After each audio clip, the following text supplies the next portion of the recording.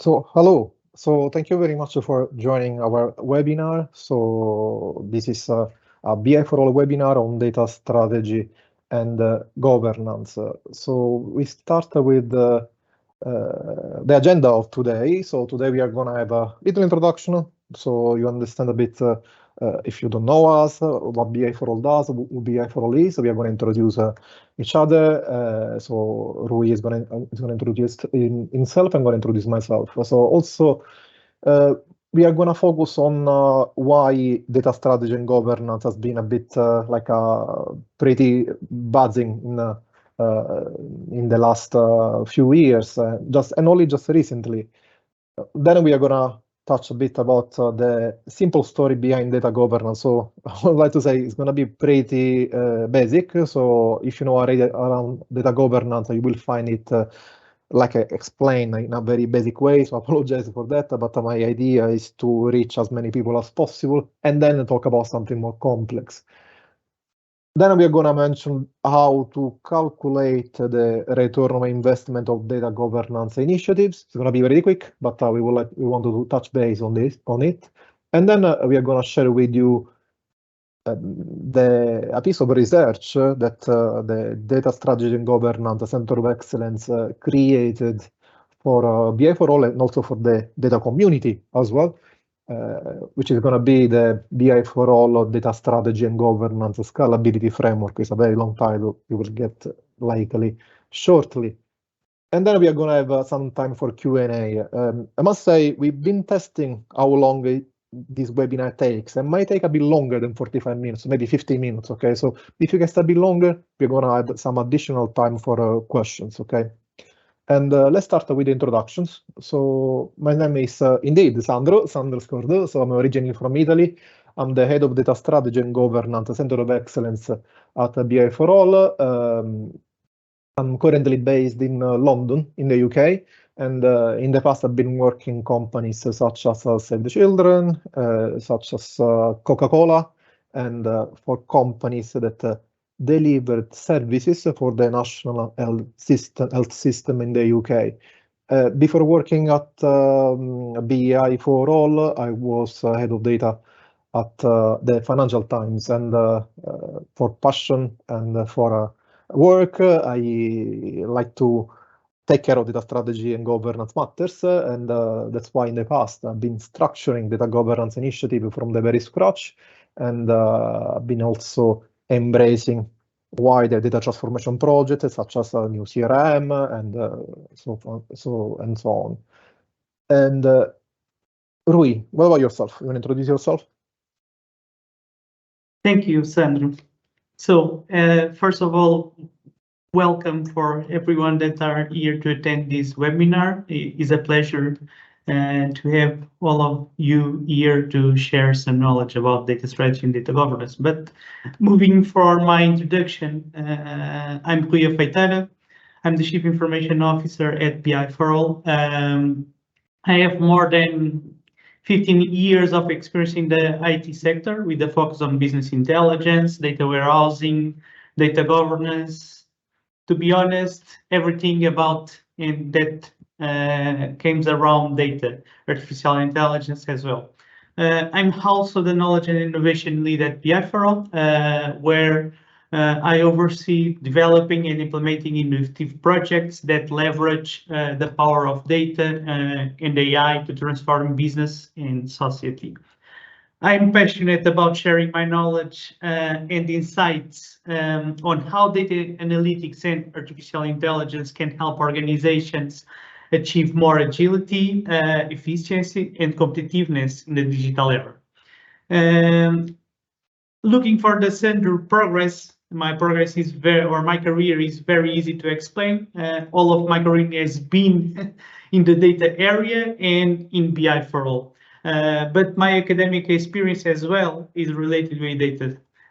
So I started here at BI4ALL as a trainee, and I have all these steps for all the roles until I became the BI4ALL CIO in the last years. In the last years, I have been responsible as well for creating and leading the strategy of our centers of excellence. that we include here the Center of Excellence related with data strategy and data governance. That is the topic that we will go and talk today. And of course, that the guy to talk about data strategy, data governance is Sandra, is our main expert in this area, and is the person that are leading our data strategy and data governance excellence center. But my first note about BI4ALL is congratulations and happy birthday. The company turned 19 years old yesterday. So I'm pleasure to give the happy birthday to BI4ALL in this webinar today, because this is a pride to be here in all of the progress of BI4ALL in the last years, turning this company a leading company in data and analytics and artificial intelligence areas. But moving forward, starting with some facts about BI4ALL, of course, that's the 19 years old that I mentioned before. We have more than 300 employees, all of them with the data on their focus. We are a company that are specialized in data topics. We have more than 15 technology partners to support us in all of the data fields, since data engineering until the data governance or data strategy.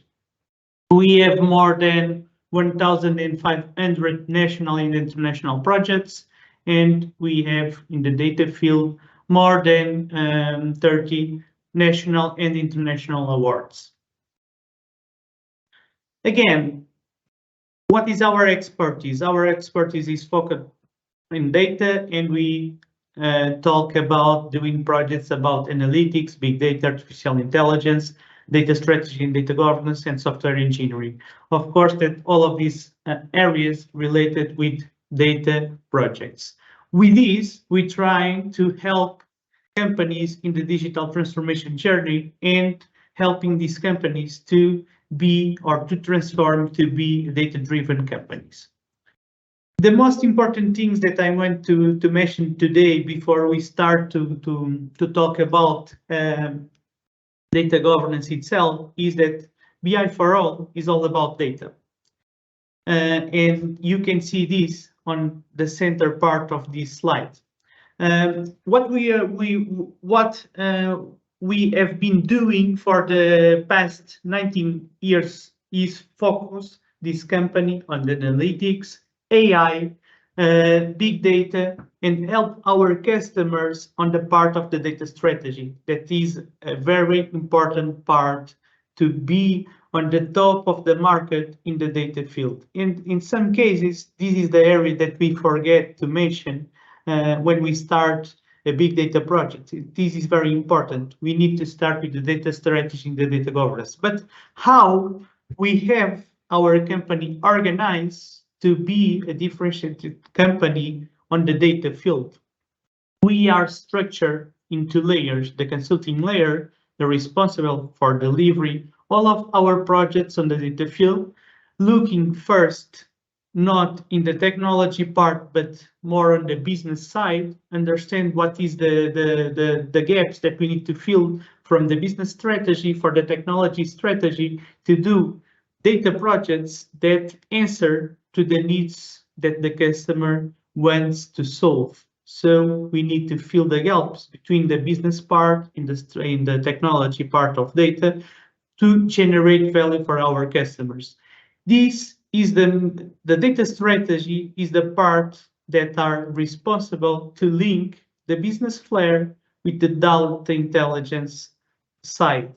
This is the bridge that allows us to deliver differentiated projects on the data and analytics, artificial intelligence, big data, data visualizations, even on software engineering related with data projects. And today we talk so much about artificial intelligence, even generative and AI. It is very important to have these capabilities to link all of these pieces and to deliver value like data intelligence for our customers.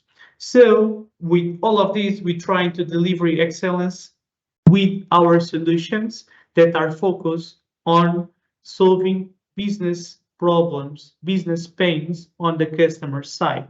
And with this, we do it differentiated solutions made it or fit to propose and not one solution fits all of our customers. We analyze the strategy with the customers, and after that, we implement projects that fit to propose to really generate value. And how we support this internally. We have our expertise layer that are supported in our excellence centers. One of the excellence centers that we have here today, that is the data strategy, data governance, that bring together the knowledge about business sectors, but technology as well, specifically in the competencies that we need to deliver differentiation in the part of data. And of course, that these SL centers join all of our knowledge and bring innovation as well, using what we call technology levers. This is accelerators that we can reduce the time to market, but we can guarantee all of the excellence and quality because we produce some accelerators that we can put together business knowledge, technology knowledge, and all of our competencies in this market that we learned in our last 19 years, and we can accelerate and guarantee that all the projects have our notion of quality, and we can guarantee this for all of our customers. And of course, that we support all of these in our technology partners. I can mention a couple of them, like Microsoft, Amazon, Google, but Colibra as well, to mention a partner more related with the data governance and data strategy, or Relation, and so on, so on, so on. I will not mention all of our technology partners today, but if you go for our site, we can look for the different technology parts that we use. And only to mention, this is the industries that we operate. We try to be cross-sector. We have the part of business that consolidate the different knowledge that we need, but we are not focused on one or two specific sectors because we have so many years of experience and we are delivering projects in data for all of these sectors that you have in this slide.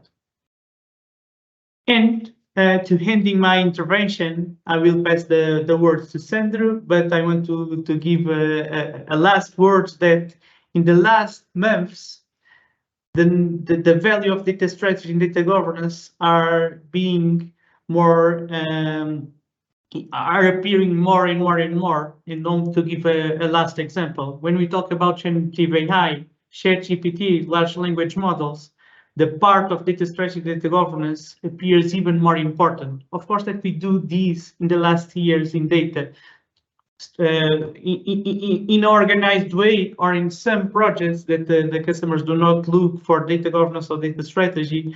We do it some pieces alone, but today is more important to start to have enterprise data governance and not only projects alone that we do some of our pieces. In the artificial intelligence are doing a hard push to turn this part even more important and important and important.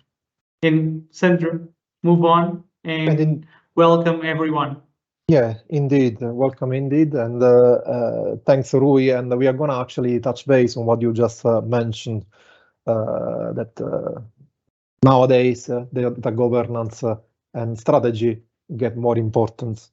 And let's start a bit with what happened, what was the journey around data governance? How did we end up at this stage that data governance got such an important role in the data management spectrum, the data spectrum overall? If you think back in 1980, so the focus was on relational databases and data warehouse, because we had lots of data that was stored in a structured way, and we didn't want to leverage technology such as relational databases, but also you may recall some old advertise about Microsoft and Excel, for example. Then in the 90s, the focus was on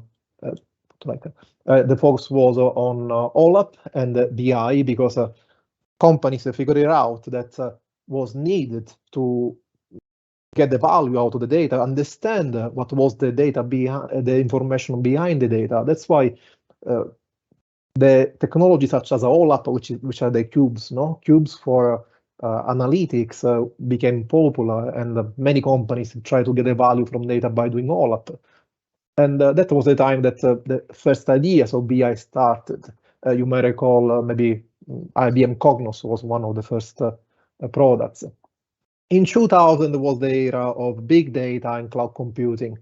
So clearly the community started figuring out that we had too much data, we had to deal with this amount of data, and we needed some computing power. That's why some new languages such as Spark and let's say distributed computing became very popular, and the concept of data lake became also popular, just to try to deal with this explosion of data in the 2000s. In 2010, you may recall, it is actually not too far away. People start to leverage, start employing data scientists. They want to companies start envisaging machine learning data science project, so they can try to predict, trying to make the most out of the data they already have. But all of these had some limitation. That's why in 2020, data governance and ethics became such a hot topic. And just to give you a bit an example, in the past, the focus was on showing the data, visualizing the data, but people realized that the data was actually a bit, with low quality. That's why the focus was started being on data governance and ethics. Ethics, especially nowadays, and Rui actually mentioned when it comes to generative AI, all the discussion around ethics became pretty popular. But let's delve a bit more on this. So what it brings to the shift of attention? I already mentioned data quality, of course, but in practice, there is kind of mismatch between the expectations and the reality. So the companies wanted to try to leverage data and AI, but they mainly delivered some tactical solutions, and the data strategy clearly did not meet their expectations. So we were in a situation such as the business refusing to adopt dashboards, or preferring to using their own Excel, or we had such complicated data pipelines that people were wondering why we have such a complex data pipelines. And we had also complex machine learning data science models deployed, but people did not trust it and preferred to make decisions based on intuition. And what happened? It happened that in 2020 there was a kind of an epiphany. So the community realized that data needs to be utilized as an asset, so taking care of the inefficiencies. Also, the business needs to be in charge of their own data, and not IT or the data team. They're enablers, of course. And change management, company culture, communication are essential enablers of any data strategy. But also we need to consider that during these times, we do have indeed kind of an explosion of data protection regulation. We saw shortly, we talk about GDPR actually, but besides that, best practices such as DAMA became more popular. I mean, DAMA is not something of these ages, okay? It's been a good decade already, but became definitely more popular in this age. And I mentioned about the data protection, about the explosion of data protection regulations. So clearly in our region, the GDPR is the most important. Covers Europe and the UK as well. There is the UK GDPR, very similar to the GDPR, the European GDPR anyway. But you can see the map. We do have a kind of an explosion of multiple countries trying to regulate. And it's not only a matter of data protection regulation. We need to bear in mind also sectoral regulation. Think about in healthcare or in finance, how many regulations come into place, or voluntary regulations such as the I would say voluntary norms, modern regulations, such as the ISO, for example. So what are the drivers indeed of data governance? So we mentioned when we mentioned about privacy and regulation, but actually drivers are not only privacy and regulation. Think about the need of each company to make a data-driven decision. I mean, can you imagine what is going to happen if Amazon has wrong stock levels? I mean, some time ago, it sounds a bit like a joke, but I received from Amazon an empty box. So I start thinking that maybe it's related to some stock control, possible. So, or think about what is going to happen if HR, payroll, merges your own record against the chief executive record. I mean, I think we're gonna, unless you are a CEO, you're gonna have a big jump in terms of salary likely. And of course, the sales department needs to make data-driven decision. How can they think about how much they will be selling the next month if they do not have trustable data? And again, think about the need of enhancing customer experience, the trust into data in the healthcare. I mean, of course, laboratory results, for example, needs to be validated. Think about the need of having just one picture about the health of the patient, or think about a single customer view. So marketing companies are obsessed understanding what is the journey, the customer journey, what are the customer touch points throughout the journey of a single customer. And there is much more. I can mention this reducing cost, operational efficiency. So I can tell you actually one thing. IBM said that 80% of the time of the data scientist is spent by trying to fix the data, trying to find the data, and only 20% of their own time is to generate insights. So basically, we pay data scientists such as an expensive job role to basically fix our own data. It's a big inefficiency, isn't it? And I can talk about drivers for data governance more, but I listed this for you. We're going to provide to you the slides, the recording, so you can look at it. You can delve this with your own time as well. Let me mention a bit the simple story about data governance. So let's suppose that we are in a small company, just one person and one database. This person starts generating insights, starts generating, I don't know, some reporting on the stocks level of the finance, just to say. And this person starts making this analysis on this database. They spot an issue, they fix the issue, then they change a column name. They might merge records. I mean, this person can merge record, and this person can also delete some data. So you see all activities for manipulating data in here. But what is going to happen if just another person starts doing the same thing, the exact same thing? So for sure, the two people, they're going to have a talk on how to fix things, how to get organized with each other. And maybe two people can manage to find a way and rules that are shared. But what is going to happen if we have an entire company making the exact same things? So clearly, we are going to have a misunderstanding. We are going to have a misalignment that they're going to generate a decline in customer experience, in revenue, in productivity, and competitive advantage.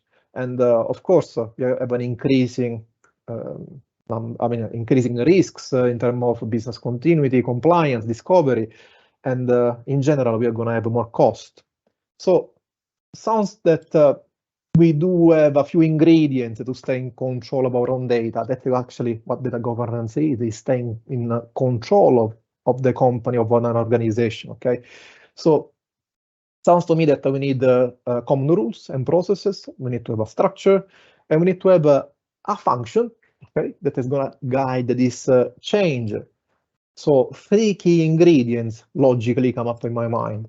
And when it comes to common rule and processes, data governance has in place some best practice. So one is the data governance policy. So what a best way to start a data governance initiative with a policy that actually encompasses all the needs of staying on top of the data across the company. So what do we need to do to stay in control of our own data? That is the data governance policy that needs to kind of outline the data governance initiative, okay? And it needs to be written in a way that can be understood throughout the business as well. Then we have a business cluster and data dictionary, which are other two data governance outputs that are pretty, let's say, classic when it comes to data governance. I'll just give you an example to explain what they are. Think about the definition of customer. If you speak to the business, the business say a customer is somebody who makes a purchase. But if you speak to I don't know, the data person, the data engineer, if you say what customer is, they might say is the table customer in my database, just to say. So you can understand that there is a need of a business glossary, so speaking the language of the business, and the data dictionary, so speaking the language of the technical people, and we need a bridge. Then we have more. I mean, I mentioned here there are two outputs, but we can talk about the outputs of data governance. I mean, the key message I want to give to you is that we need common rules and processes, and data governance as a set of deliverables that can address this. Then we said we need a structure. When it comes to data governance, I mean, it's pretty classic. If it's not the first time you hear about data governance, you know data steward, you know owners, you know data consumer. So data governance identifies as a best practice some roles that of course needs to be tailored to the company, and that they need to be brought to life within the data governance operating model. Okay, we're going to show you what the data governance operating model is shortly, actually, so you will have also an idea more practical. Okay, but the key takeaway for you, I think, it is to be the operating model is the way that these different roles, so this data governance role, they needs to play their job within the company. Okay, and then we need a guiding function. Of course, we need to have a data governance manager, somebody that coordinates all the aspects of the data governance initiative. So it's obvious if you leave things just we are going to do that, we do later, that is not going to happen. But if you have a data governance manager that orchestrates the plan that needs to be aligned with the data strategy, there are more chances that it's going to be executed. Actually, no more chance that's going to be the job to execute the data governance plans. But normally, data governance initiative get ignited by the data governance sponsor. Can be a CDO, CIO, somebody senior that has the vision of data governance and try to operationalize it. Also by hiring the data governance manager, for example. Okay, so the data governance sponsor is there overseeing the data governance initiative. Is there doing a bit I would say the politics, but is there speaking to the people, convincing the people why data governance is important as well. And then we need to have a sponsor, a data sponsor, which is not governance sponsor, data sponsor is somebody senior, likely to be in the board of directors, that says, I want to do data governance in my unit. Think that I am the director of HR and say, look, I need to fix my own HR data. Please come to me. I mean, we wish we have this type of situation that they kind of ask you to come like this. It's not like that. We know that is an activity that needs to be done within the organization. So I had in the past a director of marketing that was so, let's say, so keen to fix their own data, and that is a good data governance sponsor. That's data sponsor as well.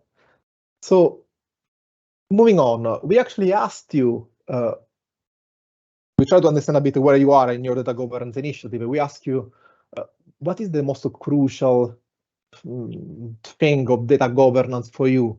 And 44% answered that the most important thing for data governance right now, is data quality and accuracy. So you made me think that maybe I need to talk about data quality. That's why I use this example. So if data was water, the data quality, make sure that the water is pure, not contaminated. Okay, but if data was water, data governance is there to make sure that we have the right people in the right place and the right tools to make sure that the water system, okay, does the job. I mean, this is such a nice metaphor. I can You can talk about data management through this as well, but that is a kind of a different discussion. For example, who builds the pipes, the data engineer. So anyway, other discussion that goes a bit beyond that. So clearly, data quality is part of data governance, but there are two different things indeed. I mean, I cannot imagine a water system that delivers data and has leaks on all the parts. Clearly, that is the job of data governance to stay on top of it. Let's talk quickly about the return on investment. When I was a head of data, this question happened to me. I mean, it was asked to me so many times. Tell me the ROI of data. What is the ROI of the data governance initiative? What do you want to do with your data? And explain me what is the value of it. Was not an easy thing. The Dama book actually explains, give some more indication, and I invite you to have a look at the Dama book straight away if you want to have more details. But you need to bear in mind that we need to consider cost. We spoke about different roles, no? So we have multiple people investing their own time in the data governance initiative. We did not mention, but also tools are pretty, I mean, they're normally they're pretty important when we calculate the return on investment. So we need to take in consideration the cost of tools. Some is more expensive than others. An MDM solution and data catalog definitely are the most, let's say, popular data governance solutions. Okay. When it comes to the value, we need to bear in mind that we make savings, we bring efficiency. So we need to take in consideration that we need to avoid we can avoid storage, cost for storage, for unnecessary storage. I was working in a company that nobody knew was in charge for deleting some data, and we were paying a lot of Azure storage cost because we did not know was meant to delete this all data that was not necessary anymore. We can consider the cost for avoiding fines for the regulator. So we know that the GDPR gives such as a hefty fines when it comes to staying compliant with the legislation. Mitigating reputational damage depends on your company. Definitely that makes sense. But when it comes to recurring data quality mistakes, I would say there are some business that if you make a data quality issue as a relevant cost. So think about oil company, just to give a bit an extreme example. Some sensor can actually keep the oil pipes functioning, or even worse, they can prevent an explosion, for example. So that is definitely a cost to bear in mind. And more, you can see, you already likely read everything. So where is the return on investment? The return on investment comes from potential cost efficiencies, comes from lowering down the transaction cost and reducing wasted labor cost. Okay. I mean, happy to pick up some questions on this if you would like to. Okay, so what is the BI4ALL approach?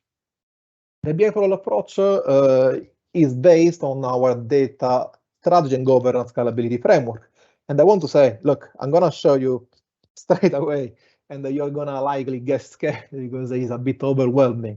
But the game that we are gonna do together is to decompose it. Okay, so let me show you. Is this okay? So this framework indeed was developed by our Center of Excellence, and it encapsulates all the key elements of any data strategy and governance initiative. And the idea is that you can use this one to refresh your vision. Maybe there are some elements that they can inspire you as well. But also we do have a BI4ALL methodology that brings to life this operating model. And it's kind of sequential, so it's gonna, let's say that might sound a bit logic as soon as I start explaining it. Why scalability framework? Because we start from the center. You need to start looking at this from the center. From center to outside. And you can see that through this framework, we achieve incremental levels of data governance and maturity. Okay, so let's decompose it. So the first point that we need to, so when we design a data strategy at any time, even if data strategy is already existing in a company, the first thing that needs to be done is to look at the organizational objectives and drivers. Okay, so we need to make sure that whatever we do is aligned with what the organization would like to achieve. And how do we explore the key pillars of data management, such as process technologies, people, and data? So BI4ALL utilizes a data maturity assessment as a diagnostic tool. And the idea of utilizing a data maturity assessment is based on the fact that the company, if you want to think strategically, you need to think at the full company, so the enterprise perspective. Also, you want to make sure that you remove the silo mindset, but also the physical silo that you have in your company. And you want also focus on the right priorities. Look, I think if you're in this webinar, you've been in the business for a while, in your own business, so you know that almost everything is important for everyone, depending on the stakeholder, isn't it? So the maturity assessment helps prioritizing in line with what are the objectives of the organization, but also is a good tool to spot risks and gaps in the organization. There is such a good material outside on the web. One is this comparative data maturity assessment. So basically, it's a comparison of multiple data maturity assessment. You have multiple in the literature. I mean, DAMA offers a data maturity assessment. DACAM as well. There is a Stanford data governance maturity model. So you can see that we do have a multiple maturity model. Although you can see that we do have, there is not a maturity assessment that covers everything. So clearly, if you do one maturity assessment, you may embracing some gaps, and you don't know that. And actually, there are also some free tools available in the market. I'm gonna suggest you, if you want to have a look yourself at the Data Orchard, data maturity assessment for not-for-profit. And I gave you also the link, you can have a look yourself. So you can, if you like, you can make a start, and I recommend you, if you are planning to design data strategy, go for maturity assessment. Even if it's a self-assessment, that is gonna be a good starting point. At BI4ALL, we designed a comprehensive data maturity assessment that actually covers all the gaps that are here and goes beyond that. For example, what we do is to assess data ethics or new data fabric capabilities, data warehouse, BI, and lakehouse. So all this, but also we assess data protection compliance beyond the GDPR. This is a bit of summary of the areas that we assess. And recommendations are also provided by our own Center of Excellence. We mentioned before that we do have all this Center of Excellence. So all the people from the Center of Excellence provide these recommendations for the data strategy. So it's kind of some company go for it to have kind of the peace of mind that the recommendation come from expert leaders, such as the people we already mentioned. And I said to you that we have a methodology that brings to life all of it. We have a 7-steps approach. And this 7-steps approach is made of 2 streams, one data architecture stream and a data governance stream. So this is kind of a modular approach. So and it's kind of it's tailored to make to listen to the business and co-generate the data strategy with the business, because it needs to be the business that owns ultimately the plans, no? And they know what is needed for the business. And you can see that this is a bit the methodology. We can talk separately. I can see that time is running out. And but I want to mention that if we want to scale things, if you want to scale the initiative further, we need to take into consideration data literacy. That's why, if I go back here, data training is something that can be put, can be tailored depending on the organization. Some company asks to do some training at the beginning. Some company asks to do training in parallel with the methodology that enable to achieve the data strategy, okay, through workshops and so on. Although it's a key element to scale the data strategy, to make it happen, okay? The next level, the next layer is the foundational data governance. And I already mentioned, I gave you kind of a hint before, data strategy normally prompts data governance initiative, and the data governance initiative normally starts with a data governance policy, and that is why is one of the key elements. But often companies they need to see the data governance business case. That's why I put here as another key element. And if we want to achieve the foundational level, you can see that we need to put in the mix roles and responsibilities that we saw before, various committees, and we need to bring to life with procedures. Although we don't need to, the trick for data governance is to start small. So what I'm mentioning, what is my advice is always to start small with these foundational elements and scale progressively. And in the methodology of BI4ALL, we actually added 2 steps so that they, again, in following the data strategy development, we can develop the data governance policy and the data governance framework that start with the design of the data governance initiative. Okay, normally in any data strategy project, you do have a set of technology projects that they come from the data strategy. It can be, I don't know, the company would like to do a data fabric, would like to embrace a new data lakehouse, needs to do a new HR system, CRM system. Those are all opportunities to start operationalize the data governance initiative. As I said, start small. What we do as a methodology BI4ALL is to start small, so progressively scale it. And this is just a bit an example of architecture that it does consider some technology to scale the data governance initiative. This is the architecture for the data for the Fabric, for Microsoft Fabric, is the latest product from Microsoft. You can see that in this architecture, we deploy Azure Purview as part of the architecture, so by design. Okay. And moving on, so our intention is to keep scaling, so make the company adopt the data governance best practices and so on. That's why a key element for data governance is the continuous tailoring and readapting of the data governance framework. So this needs to be something that as soon as you move from one, I'm about to say domain, from one domain to another, you need to make sure that this gets readapted.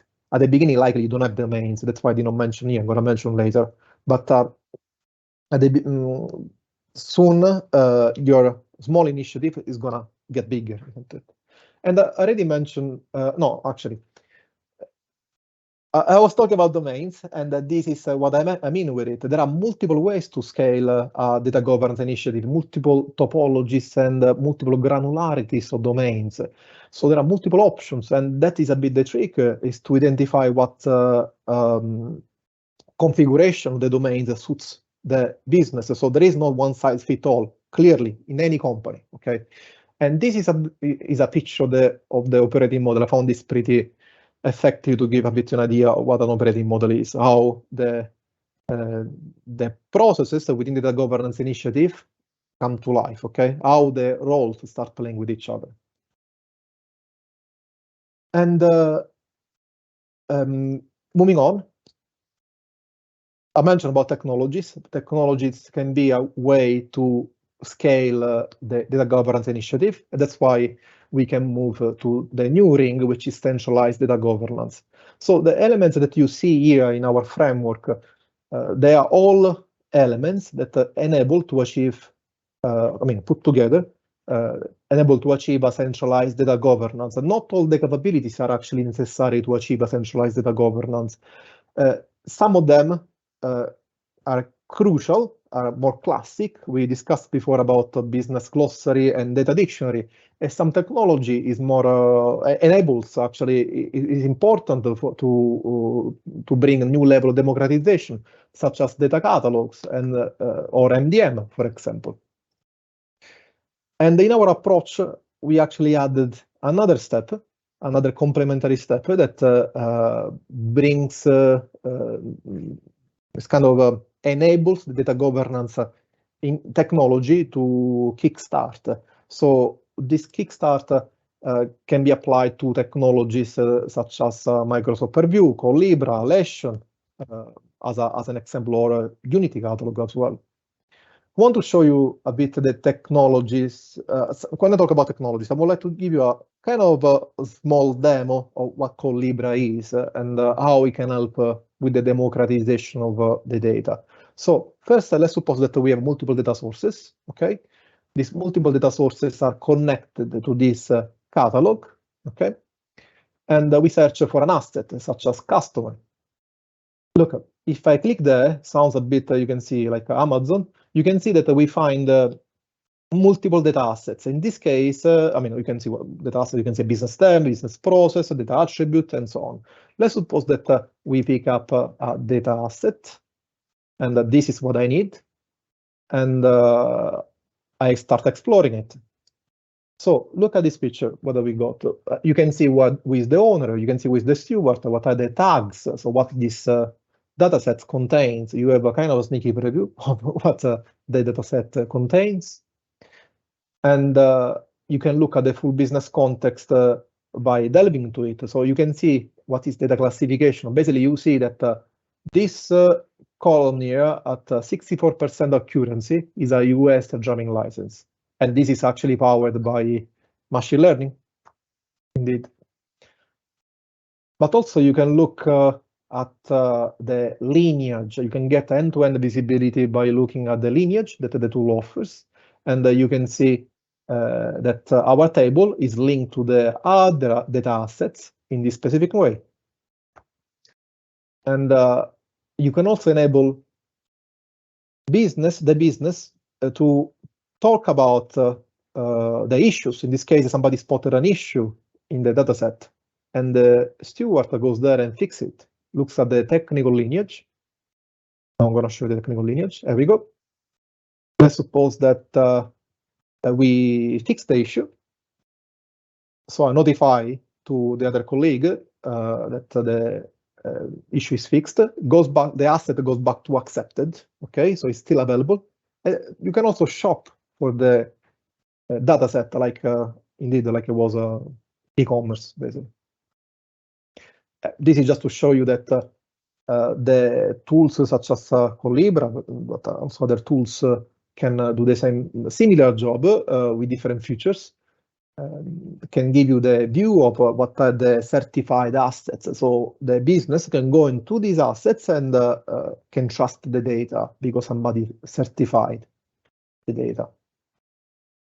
Moving on, I mentioned to you that we do have some rapid start, and I want to mention the Collibra rapid start. Basically, as part of our methodology, we can enable companies to be up and running with some specific use case. Okay, so see the value of the platform in roughly 6 weeks, depending on the size of the project of the rapid start. But this is a bit the recipe that we put in place. And from centralized data governance, we can get to the last level, which is the federated data governance. So again, these are the key ingredients, but for sure, domain ownership needs to be there. And so basically the business needs to be able to stay in control of their own data by working within their own domain and self-serve their own data, getting their own data on a self-service basis. And another key part is that within the domain, data needs to be available as a product. So what is data as a product? Basically, it's a data asset that has all the characteristics of something that you can buy yourself physically. I don't know, a bottle of water, just to say. And data market is also data marketplace is also another key feature that enables the federated or decentralized data governance. Of course, we can talk about each of these elements. We can do a webinar for each of these elements, but we do not have too much time. But I want to mention here something that we do at BI4ALL in the oil and gas industry. We provided some data governance catalyst to build the domains we call domain factory, and also to enable the operating model by speaking with the business, and so switching on the steward. Maybe somebody in the business is function like a steward, they don't know, and they don't know what are the additional responsibilities. So that is a bit how we are working in the federated layer. Okay, I finished. Hopefully, didn't spend too much time. So, any questions?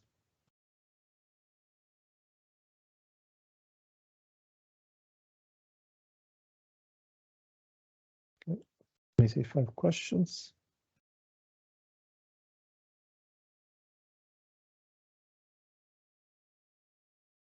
Q&A. Sandra, I can help you. I can read the questions if you want. Oh, please, yeah, that will be fantastic. Yeah. So one of the questions that we have, my company has been doing data governance for a while, but we have not considered any technology. If we had already started with the data catalog, we would have been more engaged by now. What do you think about it? I think it does depend. So it's not something that I mean, I need to see more about the context, the background. Definitely, the data catalogs can support companies to democratize their own data initiative. Data catalog per se, I mean, any technology, if it's not well governed or well deployed within an organization to answer to some specific use case, is not going to work.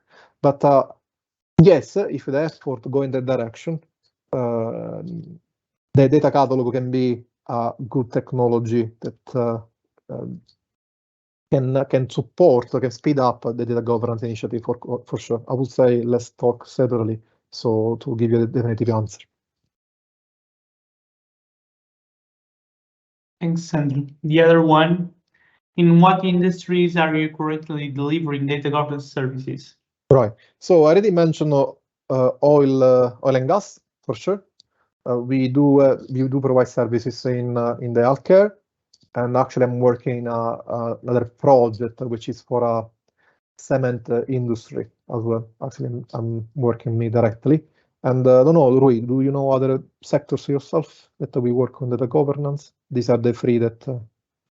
Yeah, to be honest, most of the sectors that I had presented in the beginning, we have some projects or initiatives about data governance. So, but if you want, you can give more use cases directly or contact directly that we can share some use cases that I think that we don't have time today to present. Do you have more questions?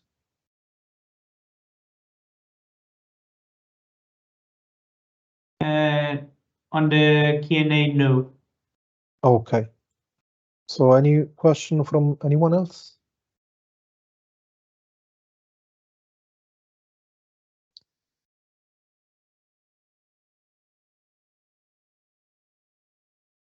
Okay.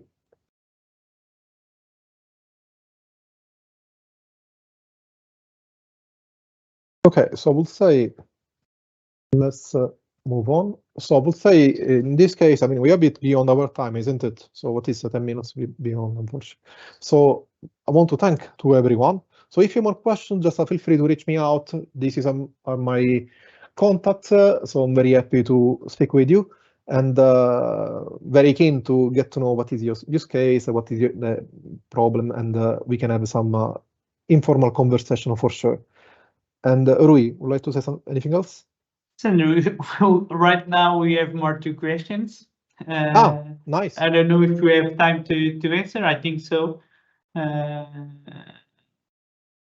Before we close the webinar. So the first is, can we have a corporative EDL when each country involved have their own and different application solutions? Right. So country involved in their own. I mean, EDL means ETL. What is the EDL? Maybe enterprise data something. Could you explain what is a EDL, just to be clear? Let me try to understand. I mean, if it's I can answer like it was an ETL. What might be ETL?